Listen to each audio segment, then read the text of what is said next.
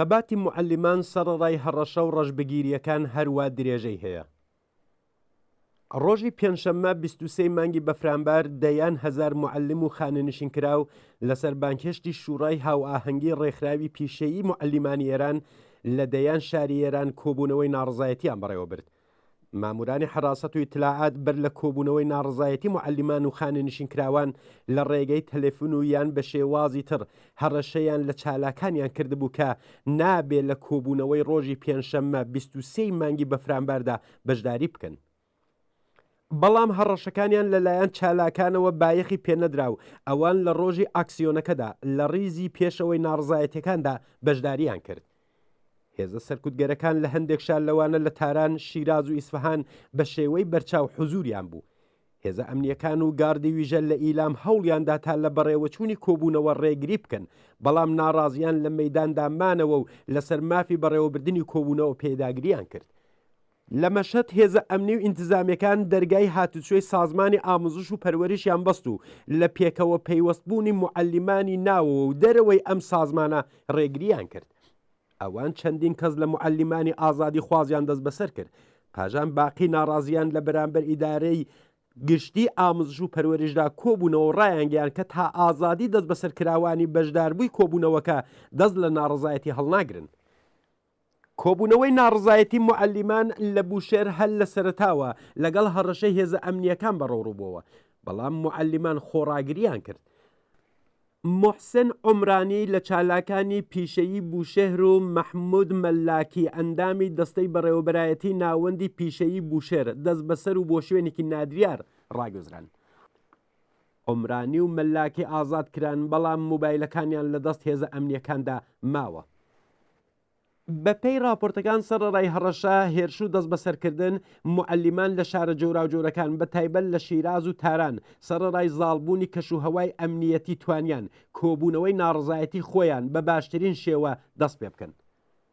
موعەلیمان لە تاران و لە ڕێگەی کۆبوونەوە لە بەرامبەر ساختمانی مەجلیسی شوڕای ئیسلامی دروشمەکانی وەک موعەلیمی بەندکراو دەبێ ئازاد بکرێت و موعەلم دەنگ هەڵبرا مافی خۆت دەربڕیان بەرز کردەوە. لە زۆربەی کۆبوونەوەکاندا دروشمەکانی وەک موعەلم بۆ نەمانی هەڵاواردن ڕاپەڕا موعەلیمی بەندکراو دەبێ ئازاد بکرێت، قەڵەم بەسەر چەکدا زاڵە، بەڕێوەبردننی هەم تەرازی بەبێ هۆقەبازی دەوترانەوە و یان بە نووسراوە لە دەست ناڕازیاندا بوون. لە هەندێک لە شارەکان خوێندکارانە کە بۆ پشتیوانی لە موعەلیمان و خانەنشینکراوانی ناڕازی بە ڕیزەکانیان پەیوەست بووبوون، باسییان لەو شێوازانە کرد کە بەڕێوەبەران لە کاتی ناونووسکردندا بەکاریان هێناوە و بە فێڵ و فری و پوڵیان لە دایک و باوکانیان وەرگرتووە.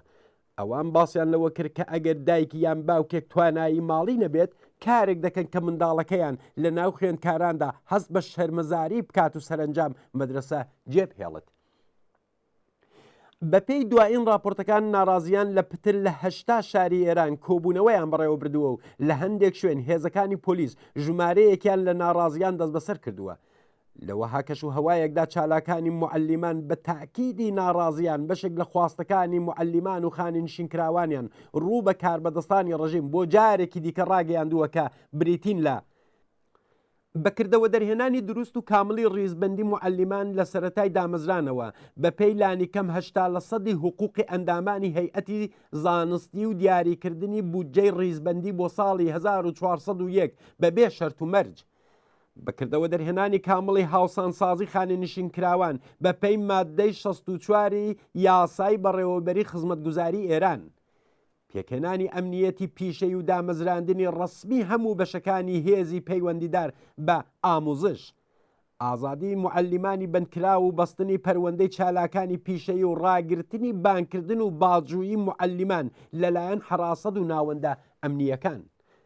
گەڕانەوەی سەرمایە بە تاڵاچووەکانی سندوقی خانەنشینکراوی کشوەری و سەرمایە گوزاری ئابووری بە جۆرێکە دامەزراندنی منداڵانی خانەنشینکراوان پوشش بدات. پێدانی حقوقی ناوچەی جەنگی پەسەندکراو بۆ خانەنشینکراوانی ئوستانەکانی ئازەربایجانی غەربی، کوردستان، کرماشان، ئیلام، خوزستان و بوشەهر.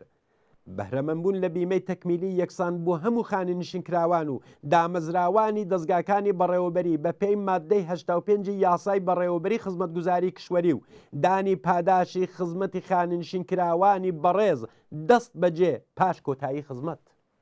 کۆبوونەوەی ناڕزایەتی معلمان و خانێنشینکراوان لە 23 مانگی بەفرامبار و بەرەنگاربوونەوەیان لەگەڵ هەڕەشە و هێرشی هێزە سەرکوتگەرەکان بۆتە هۆی ئەوەی کە هەندێک لە میدیاکانی ناوەندی دەسەڵاتیش دان بەوەدا بنن کە ئاستی حقوقی ئیدارەی ئاموزش و پەروەرش کەم و نائادڵانەیە.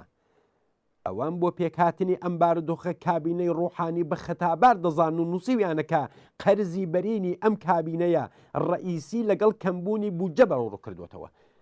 بەڵام چالاکانی وشیاری معلمان هاودەردی درۆینەی لەم شێوەیان زۆر بیستووە.